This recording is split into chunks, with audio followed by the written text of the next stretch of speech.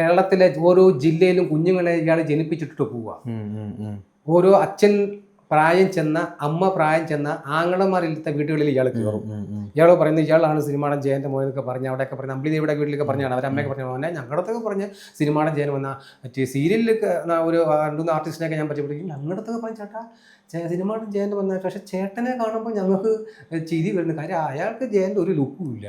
ചേട്ടനും പിന്നെ കാണുമ്പോൾ ജയൻ സാറിന്റെ അതേ ലുക്കൊക്കെ ഉണ്ട്. പക്ഷേ അപ്പോൾ സീരിയൽ രംഗത്തൊക്കെ ഇയാൾ പറഞ്ഞിരിക്കുന്നത് ഞാൻ ജയനുമനെന്ന് പറഞ്ഞു. അങ്ങനെയാണ് ചമ്മന്തിയും ചോറും കള്ളച്ചോറ് തിന്നോട്ട് കൊച്ചുങ്ങളെ ജനിപ്പിച്ചിട്ട് പോകുന്നത്.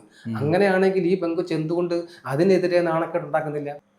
എൻ്റെ ഒരു അഭിപ്രായത്തിൽ ലക്ഷ്മി ശ്രീദേവി നായരോട് പറയുന്ന ഒറ്റ കാര്യമുള്ളൂ. ആദ്യം ചെയ്യേണ്ടത് സ്വന്തം ആങ്ങളെ വിളിച്ചു കൊണ്ടുപോയി ഇനിയെങ്കിലും കേരളത്തിലെ ജില്ലകളിൽ പാവപ്പെട്ട പെൺകുട്ടികളെ ഇറക്കിയെടുത്തിട്ട് കുഞ്ഞുങ്ങളെ ജനിപ്പിച്ചിടാതിരിക്കാൻ വേണ്ടി ആയിത്തരം എന്ന് പറഞ്ഞ സഹോദരനെ കൊണ്ടുപോയി വന്ധീകരണം ചെയ്യണം.